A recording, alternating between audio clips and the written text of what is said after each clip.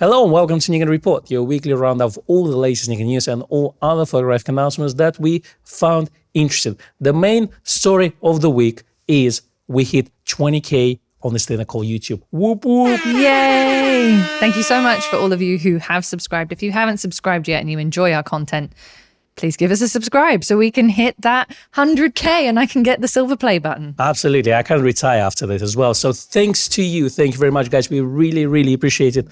Now, on to the news. So first one up, we have a Nikon Z6 Z7 Mark 1 and Mark 2 firmware updates. Yeah, so Z6ii Z7 2 firmware updates first. This is version 1.60. So their firmware has changed from version 1.50 to 1.60, and they have made the following additions to the custom setting menu. They have added always and only when flash is not used for custom setting D9 apply settings to live view. This is actually very good. Yes, it is. You know why? Because some people shoot outdoors and then they come back and shoot some in studio light. And because their setting is effect straight away, you have to go to live view and you have to switch it off and then switch it on again, depending on what you're shooting. So to have the setting there is actually quite good. So you don't have to go through all this mental gymnastics of going to the menu and changing it. Very true. So they've also added D10 warm display colors. Can you feel the warmth? I can feel the warmth, which means that if you are shooting, for example, at nighttime or doing astrophotography, then you get that sort of dark look. I think that's the word I'm looking for. The gothic. You get this goth version of your display, which is very useful because you don't have to adjust your eyes looking at the back screen versus then looking at your dark scene. What I really like that they've added the image frame to D11 function. It just creates a little gray frame on the edges of the viewfinder or LCD, which is quite nice. I mean, it's not a deal breaker, but I think it's a nice cosmetic change. It is, and it also means that if you are shooting in a situation where the screen is very dark or black, you can actually see what's the screen and what's not the screen. As you say, it's cosmetic. It's not actually something that you would use in photography, but interesting. They've also added G7, which is a red record frame indicator, which means when you are recording video, there is a small red frame around the border of your screen. Now that's useful because more often than not, you'll start filming, there might be a bit of a delay for the camera to kick in actually filming, and then you don't know if you're recording or not, and you end up not recording. Yeah. What you can do is you press a second time because you thought there's no recording and you actually stop it. Yeah. And this is just a better visual confirmation. So it's similar to what we have now on Z9 and Z8 cameras. So I'm glad they're bringing it back to camera like Z6 and Z7 Mark IIs. Agreed. Now, they've also added finder display size, photo live view in the setup menu. They've added prioritize viewfinder mode. They've actually changed it. So you've got prioritize viewfinder 1 and prioritize viewfinder 2. Presumably, there are slight differences between those. And they fixed some issues as well. So there's a couple of bugs, I suppose, which came up, which Nikon have fixed. A drop in brightness sometimes occurred in parts of photographs taken using flash. Bit of an odd one. In some cases, the OK button could not be used to interrupt the interval timer or focus shift photography when the viewfinder was used. Focus could still be adjusted using the focus ring even when disable was set for manual focus ring in the custom setting menu if an option other than non-linear was chosen for focus ring rotation range. Very specific. Yeah, and that's actually the non-linear rotation or linear rotation been added actually fairly recently in the last, let's say, 7 to 8 months or so. Yeah. So, which is quite good. And obviously, the elephant in the room is the absence of the autofocus improvement. Now, the conversation that internet has right now is, are we going to see any autofocus improvements in the Generation 2 cameras like Z6 and the 7, or are we done with this? What are your thoughts? I think that at this point, we probably won't see autofocus improvements. I think that the Z6 II and Z7 II were already at a certain level when they were announced that was far advanced over their first generation of cameras. And arguably, they're about as good as they're going to get. I don't know if Nikon can add anything in firmware to improve them. And to be honest, that's a debate not to be had with us, but to be had with Nikon themselves, because we don't know if they can make any further improvements. One of the interesting points that people bring up is saying that, well, why Z6 and Z7 sees autofocus improvements and the Generation 2 cameras don't? And Irwin actually, in his video, discussing the firmware, said quite clearly, the generation 1 was the first mirrorless cameras from Nikon. So they had much longer distance for improvement. And therefore, Nikon is still improving them. And we're going to talk about the new firmware for those cameras next. So when Z6 II and Z7 II came out, they were already quite refined. And all that distance that generation 1 cameras went already been included in generation 2. Right. So I think there's a very easy misconception about the second processor where people said, well, there's so much potential there that the tab can be still open. But it seems to me that since we haven't seen the autofocus firmware update, and that rumor has been started 2 years ago now, by infamous website, starts like Nikon Report, but called something else. And it seems like it never panned out. They did obviously some behind the scenes improvements, and autofocus on those cameras is pretty good. But obviously, I think my main complaint about those firmware updates is that it didn't make my Z6 II and Z7 Mark II cameras a Nikon Z8 or Z9 in terms of autofocus speed. And it seems to me that Nikon is not going to do that. And we can either be upset or we can just move on with our lives. Go take some pictures. Exactly. Now, speaking of Z6 and Z7 firmware updates, we do have a small one. This is update version 3.60, and they have added support for the MCN10 remote grip. So if you are a user of the MCN10, if you are a videographer, then this update is worth doing for your Z6 or Z7. Now, I have a question for our viewership. Have any of you bought one of those? And if you bought one, could you tell us how good is it or not? Because this is not our range of expertise. Let's say we are not videographers while we shoot those little videos on our YouTube channel. Despite shooting 3 videos a week, we are not videographers. Exactly. We don't use those big videographers' tools. It's just interesting to see the feedback from videographers who use that, how useful it is. Let us know in the comments below. Now moving on to some rumors. Nikon Rumours themselves have said that the Nikkor Z35 f1.2 S-line lens is to be announced in August/September. Okay, so no more information. They just say that they got the tip, it's happening. It seems to us that the next round of announcement is scheduled probably for some time of end of August, beginning of September.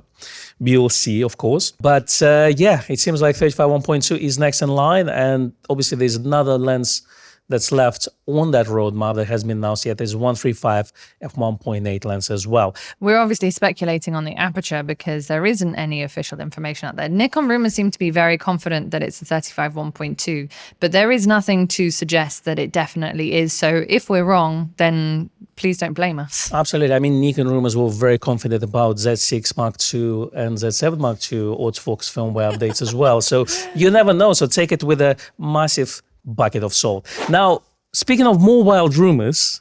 Wild rumors. The chap called How to Fly, who has quite sporty track record in his predictions of what things are going to come first, but he was actually recently very right about the Z9 version 4 firmware update. He has a wild rumor. He thinks that Tamron is going to announce a 35 to 150 f2 to 2.8 Nikon Z Mount lens about next week or so. So very interesting because we haven't had anything like this. This lens currently exists in Sony E Mount and costs about $1,900 in the United States. It's not a cheap lens. Yeah, but it's chunky. It's variable aperture. I mean, variable aperture, but it's f2 2.8, so it's nice actually. It's a big lens. I mean, it's quite heavy. It's almost 1,200 grams.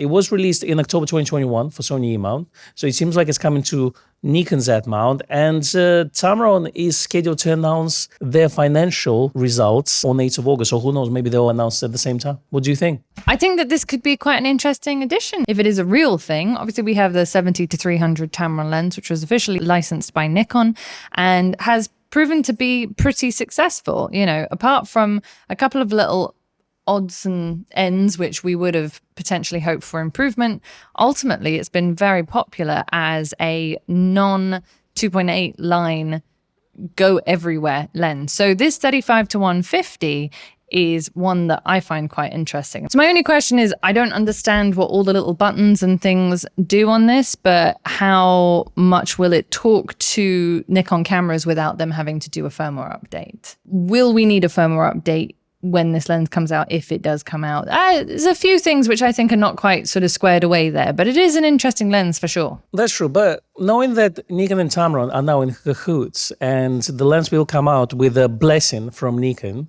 then I am pretty sure that with USB port that's going to be installed in that lens, future firmware updates are quite possible. Now, my question is, if you look at the Nikon lineup of all the lenses that are currently available, so the closest one we have to this is 24-120 f4 from Nikon, and that one is a cheaper lens.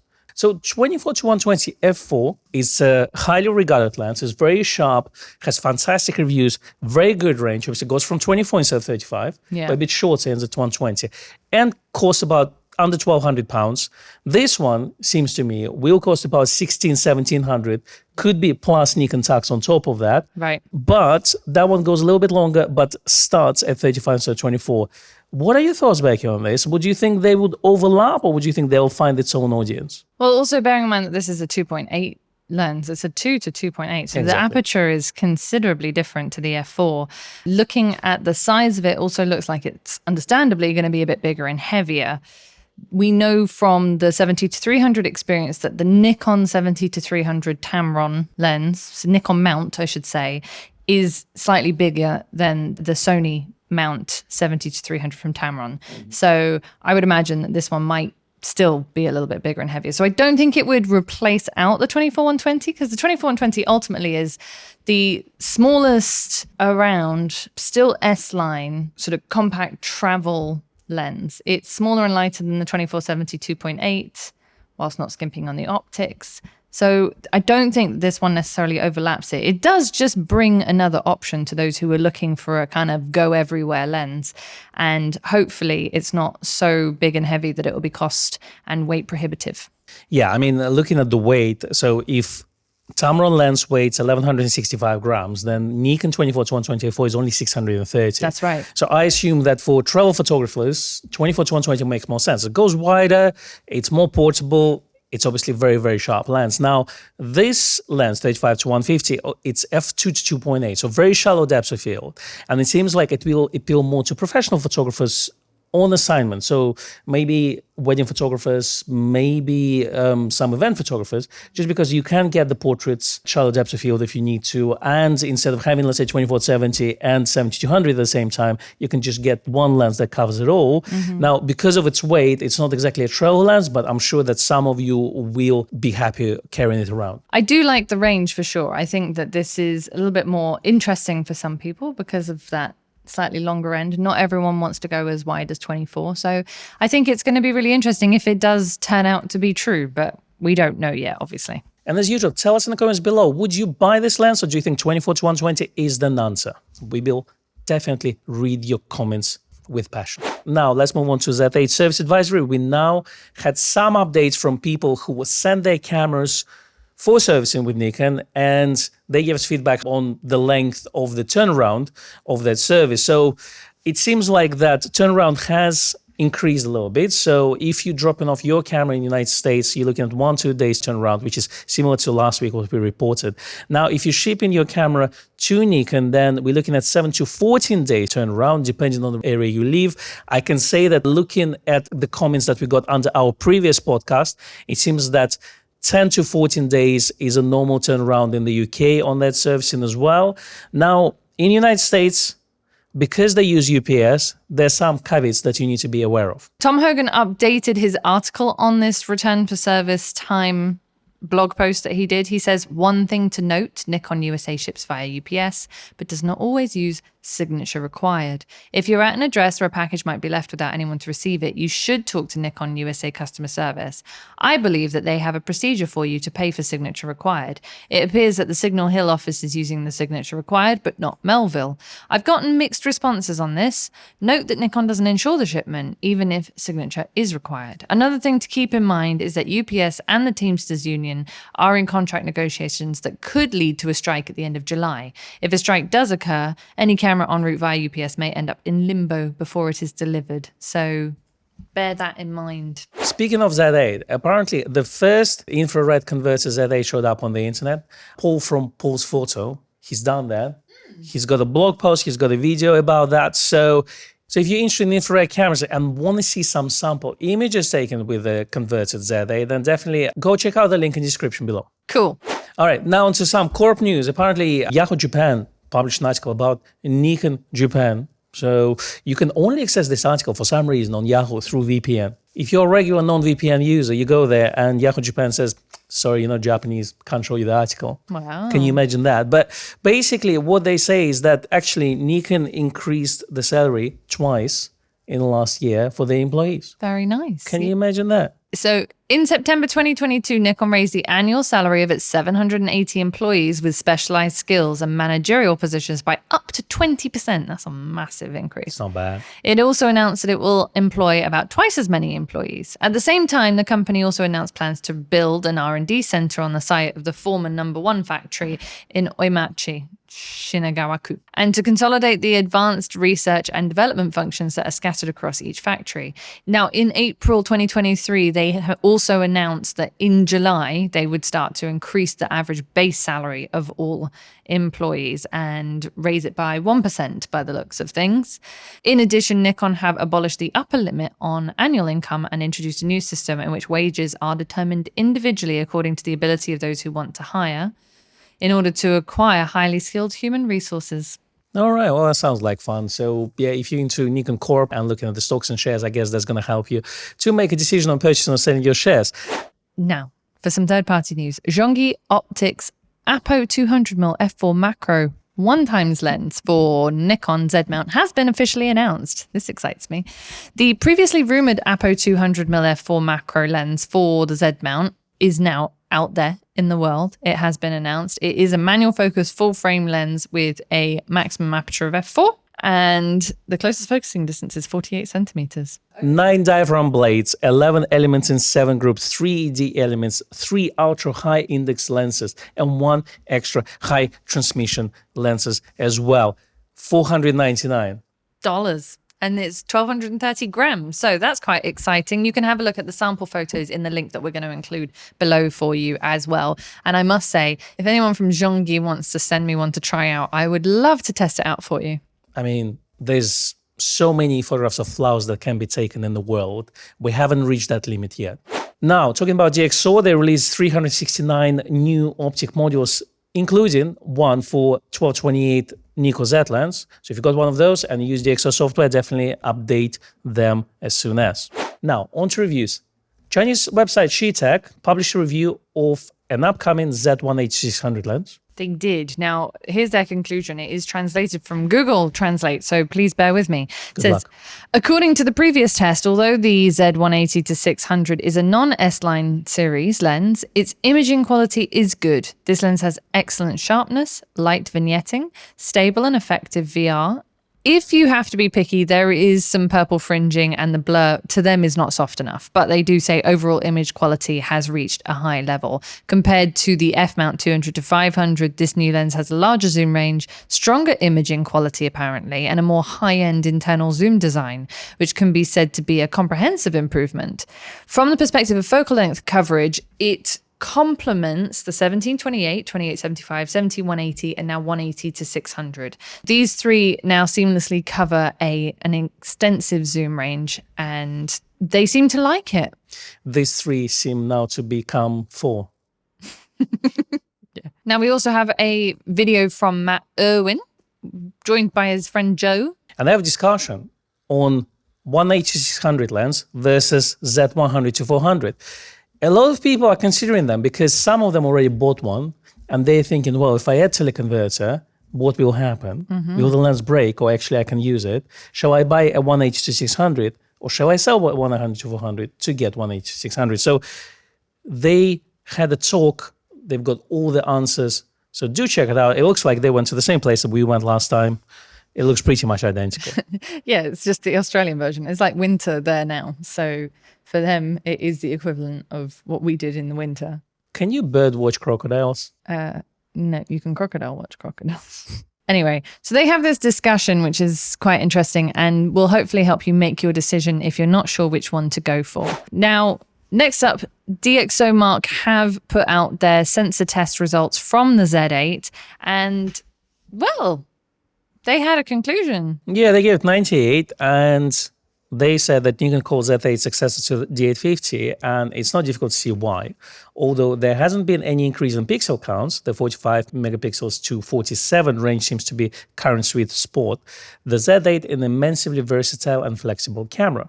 While the speed advantages of a stacked CMOS sensor are clear, image quality is also excellent. Now, they talk about this, but then they show the comparison between, say, Z7 Mark II and Z8, and Z8 is at 98 on image quality, and Z7 is at 100. Now, the good news is that realistically, you probably won't see the difference. And the good news is that it's great that now a lot of camera manufacturers can produce a top quality cameras that basically will be splitting hairs in terms of image quality. If it's 98 or 97 or 100, I think anything over 90 is pretty good in my books. I would say so. Now, we also have a review of the Z9 with the Nauticam NA Z9 housing by the Underwater Club. So for those of you who don't know, although I'm sure a lot of you do, when you do underwater photography, you do need a very specific housing for your individual camera in order to make sure that you can access all the bits and pieces and that it's fully airtight. So this review was written by Nicholas Remy, who is a well-known underwater photographer. And he said, before I started using the Z9 underwater, I had asked members of the Underwater Club what they were curious to know about it. And I answered all their questions in this review, except one. The last question was whether the Z9 could take shots impossible to capture on a D850 or D500. When time is of the essence, the Z9 shines by letting me work quicker. Reference the first 4 pros on his list, and you can have a full look at those at your leisure. And simply has higher keeper rates than the best DSLRs when it comes to critical focus. I measured 70% keeper rates versus 44% when working in challenging conditions. Yeah. Finally, if you're finding the Z9 appealing but are unsure about the size and weight, consider the newly released Z8, which shares most of the Z9's impressive features in a smaller package. Now, he says personally he'd like to see how it compares for underwater photography. We don't yet, I think, have an underwater housing by Nauticam for that one. Yeah, but they will come. But they will. I think it's a great question to ask yourself if you are on the market to buy a new camera, especially if you're a DSLR user. Can the newly released camera take the pictures you can't take with the camera that you already have? Could be D750, D780, D850, you name it. If it can, then it's a great answer to do that. But if it can't, then you can potentially wait another 3 years and save yourself a lot of money. For sure. Upgrading. And I guess save yourself from gas. And one of the nice things about a review like this is that it's in a specialist field as well, because obviously we know that Z cameras are the future. We know that there are a lot of things that they can do better than DSLRs, but it's those specific use cases which make all the difference. If you're a portrait photographer that just shoots in the studio all day, it's not going to make a difference if you upgrade from your DSLR. If you've got a D850, the Z8 is not going to improve your life particularly. There's a few small features that will be helpful, but the image quality is ultimately going to be pretty similar. Whereas if you're a photographer that does weddings, there may be quite a significant number of improvements in the Z system. So it's nice to have this for underwater photographers as well. Absolutely. And to add to that is I think your mileage may vary in terms of upgrade path, because for some people, as you say, you may see a huge advantage of going to mirrorless cameras, even if you're, let's say, studio guy shooting with D850. For some people, it's not going to be that much. Everyone is different, and you need to decide for yourself, maybe trial those cameras side by side to decide if it's worth upgrade or not. But as we always see with the conversations like this, someone is going to always make a comment saying, my Nikon F still takes great shots. It does. And we don't want to go into that. It's more the idea of, yes, if you want to upgrade, is it just because you want a new shiny thing, or the particular reasons that actually will improve your photography or make it maybe easier and less painful compared to your previous generation camera? And that is the question you have to ask yourself. But that's all we've got for you this week. Thanks for watching us. Yes, thank you very much for watching and or listening. Please give us a like and a subscribe if you're on YouTube. If you're listening on a podcast platform, a follow, a rating, a review, none of that would go amiss, to be honest. Absolutely. We're available on Apple Podcasts, Spotify, and Amazon Music, as well as other great podcast platforms. We're also available on social channels like Instagram. We are, and probably a few others. One day we'll be on others, but at the moment, just Instagram.